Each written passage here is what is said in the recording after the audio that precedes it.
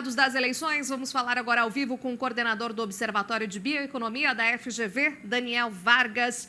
Oi, Daniel, bom dia para você. Bem-vindo aqui à nossa edição de segunda-feira, dia após eleição aí dos presidenciáveis, também em relação aos governos, senador e, claro, todos os deputados. Aqui a gente trazendo um panorama e repercussão para o agro, né? O que a gente pode aguardar de desenho até o fim do mês? Qual que é a avaliação e como que o agro deve, digamos assim, se posicionar neste momento? Bom dia para você. Bom dia, obrigado pelo convite, um prazer conversar com vocês. Olha, eu acho que o primeiro sinal que me parece que prevaleceu durante essa campanha do primeiro turno, em relação ao agro, foi uma espécie de um silêncio elogioso. Não houve muitas discussões claras, precisas, sobre os desafios do agro. E o que isso significa? Na minha visão, por um lado, isso significa um certo consenso de que o agro é um setor pujante, à base da nossa economia, tem feito um trabalho exitoso no Brasil, é uma das nossas grandes portas abertas para o desenvolvimento no futuro, e ninguém quer bater em jogo em time que está ganhando. Então, houve uma espécie de adesão ao valor e à centralidade do agro na economia. De outro lado, também significa, no primeiro momento, nessa disputa do primeiro turno, que esse silêncio é uma certa timidez de que existem vários problemas a serem tratados no Brasil e o agro não foi eleito, digamos assim, como um elo-chave para se discutir o que fazer amanhã. Agora, começa o segundo turno. No segundo turno, nós não temos mais essa difusão de candidatos muito diversos, nós temos dois. E nós não temos mais, talvez, um elenco de pautas tão variadas, representadas por alguns partidos menores. Nós temos dois grandes candidatos que estão em um confronto direto para decidir quem é que vai ser o presidente da República. E nesse confronto direto, me parece que é natural que alguns poucos temas entrem nessa agenda central das disputas. E eu prevejo que o agro será um dos temas dessa discussão. Por um lado, nós sabemos que grande parte do agronegócio apoia o presidente Bolsonaro. E, de outro lado, nós sabemos que o presidente Lula recuou em relação ao seu programa original de propor uma regulação do agro, inclusive substituindo o programa que foi registrado no TSE. A partir de agora, eu imagino que o setor vai se posicionar, discutir, avaliar quais são exatamente os desafios, e eu imagino que nós teremos um movimento de diversas organizações, dos próprios partidos, para se posicionar de uma forma um pouco mais clara sobre esse setor tão importante para o país. O que a gente já viu, né, Daniel, que deve acontecer no próprio dia de hoje, já nessa segunda-feira, onde teremos uma grande discussão ali no Instituto Pensar Agro, né? Teremos uma discussão em Brasília com Frente Parlamentar da Agropecuária, enfim, toda a questão de mobilização. Aqui em São Paulo também no COSAG, né, Conselho Superior de Agronegócio, também mais uma grande aí discussão envolvendo aí, claro, o que vai ser feito, o posicionamento de agora, daqui em diante. Ou seja, e a gente viu também, claro que existe, né, como o próprio Roberto Rodrigues falou há pouco, sobre a pressão que vem da Europa, a gente sabe disso em relação, por exemplo, à questão de preservação, que é mais forte, que continua, e também a gente tem, por outro lado, a questão de ênfase de segurança alimentar do Brasil aí também bastante enfatizada, com quase 1 bilhão de pessoas sendo alimentadas aí com pelo menos produtos do agro brasileiro. Ou seja, é um desenho que a gente tem que ver e analisar a partir de agora, também dado quais possíveis alianças aí os outros candidatos, né, vão apoiar, ou seja, aqueles que ficaram em terceiro, quarto lugar. Então, agora a gente vai ter, digamos, uma ênfase. Então, na avaliação de vocês, o agro, ele deve sim continuar no centro dessas discussões e ver de fato quais são os posicionamentos. E aí entra junto com a área do agro também a questão de infraestrutura, a questão de meio ambiente, enfim, são as propostas aí que a gente deve enxergar então agora nessas próximas semanas, digamos assim, que não são tantas, né, que já está aí, mas que a gente vai ver essa disputa acirrada, né?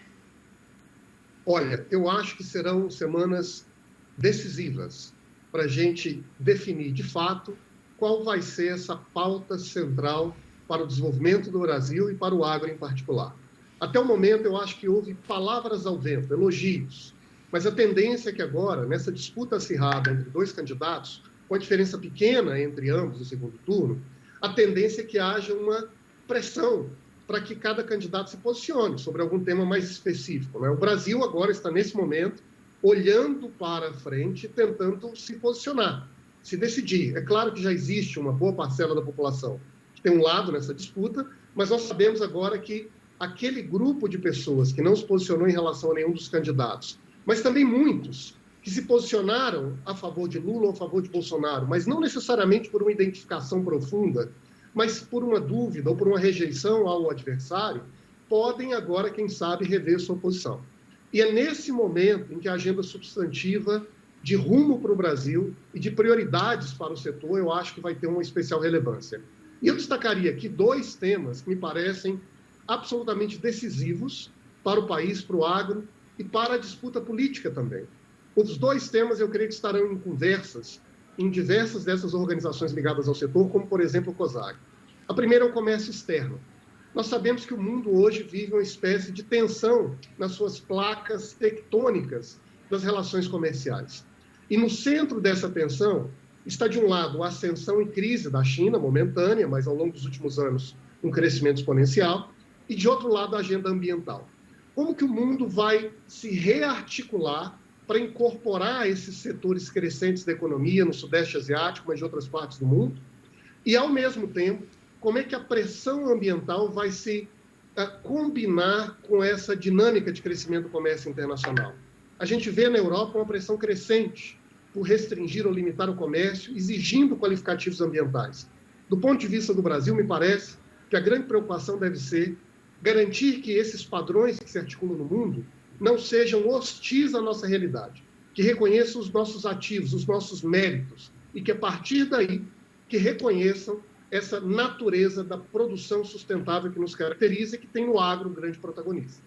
Exatamente, né? Inclusive, estava lendo hoje uma reportagem também em um desses principais jornais dizendo, né, já colocando o Brasil como que deve ter o mercado de carbono, aí 15% do mercado mundial de carbono até 2030, a gente já vem assumindo isso, a gente vê uma dinâmica, um movimento de diversas empresas mostrando, né, e como que pode fazer para financiar, enfim, para dar essas possibilidades, porque é uma discussão muito atual e como é que o Brasil pode realmente estar no protagonismo disso tudo. Então, em um ano também, né, Daniel, que daqui a pouco teremos já a COP27 e a gente já vê articulações de como que o Brasil, o próprio ICA, ministro, e não só aqui do Brasil, como das Américas, né, estiveram recentes em discussão justamente para mostrar qual será o posicionamento, então, do Brasil, principalmente, que lidera toda essa discussão, e de outros ministros das Américas, de como é que eles vão chegar lá em Sharm el-Sheikh, no Egito, justamente para o posicionamento. Quais exemplos a gente vai levar mais fortalecido dessa vez, né,